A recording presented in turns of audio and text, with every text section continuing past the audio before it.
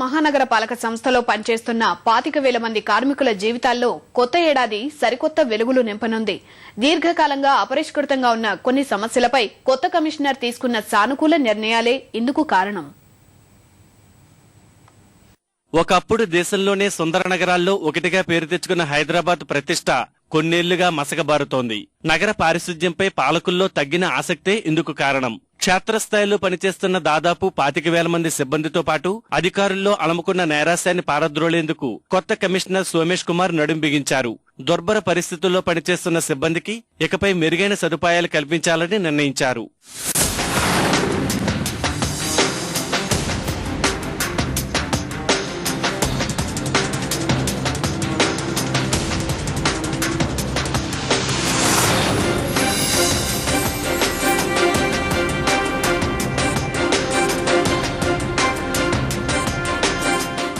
జీతాల కోసం నెలంతా ఎదురుచూసే సిబ్బందికి ఇకపై 1వ తేదీనే అందించాలని నిర్ణయించారు.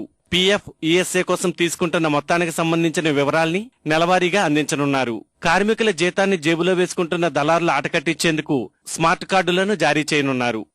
మేనేజ్మెంట్ మీతో కలిసి మీరు కూడా దీని భాగం ఉంది, ఎప్పుడూ దాని గురించి ఆలోచన చేస్తూ ఉండాలి.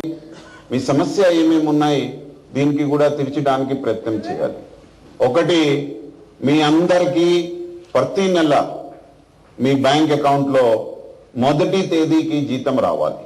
బట్ జనవరి 1 నుండి 2014 నుండి ఇది ఎవ్రీ డిఎంసి, ఏమో ఎవరు కాంట్రాక్టర్ ఉంటే కాంట్రాక్టర్ వాళ్ళ బాధ్యత ఉంది.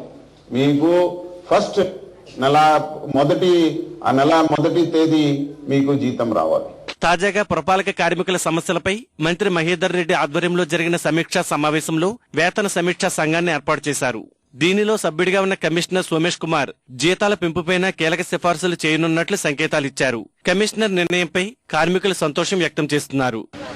ఇన్సూరెన్స్, ఏఎస్ఐ 3 కట్ అయినాయి, కానీ ఎంత కట్ అయింది మాకు తెలియదు. సరే అది వచ్చినప్పుడు మాకు తెలుసుకుంటాము. మాకు తెలియదు కదా సార్, ఇన్నేళ్ళు చేసుకుంటూ వస్తున్నాం. మాకు జీతాలు కూడా తక్కువ ఉన్నాయి సార్. మాకు 500 నుంచి 500 ఏంది 200 దాకా చేసుకుంటూ వస్తున్నాం. ఇంతకుముందు ఈఎస్ఐ పిఎఫ్ కట్ అయిందని చెప్పారు అందరూ, గవర్నమెంట్ కూడా చెప్పింది. అది ఒకరి పేరు మీద ఎంత కట్ అవుతుందో ఎవరికి ఐడియా లేదు ఇంతవరకు.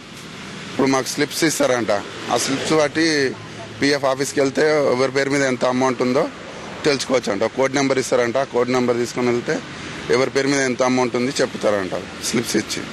జీహెచ్ఎంసీ తాజా నిర్ణయాలు కొత్త సంవత్సర కానుకగా వచ్చే నెల 1 నుంచి అమల్లోకి రానున్నాయి.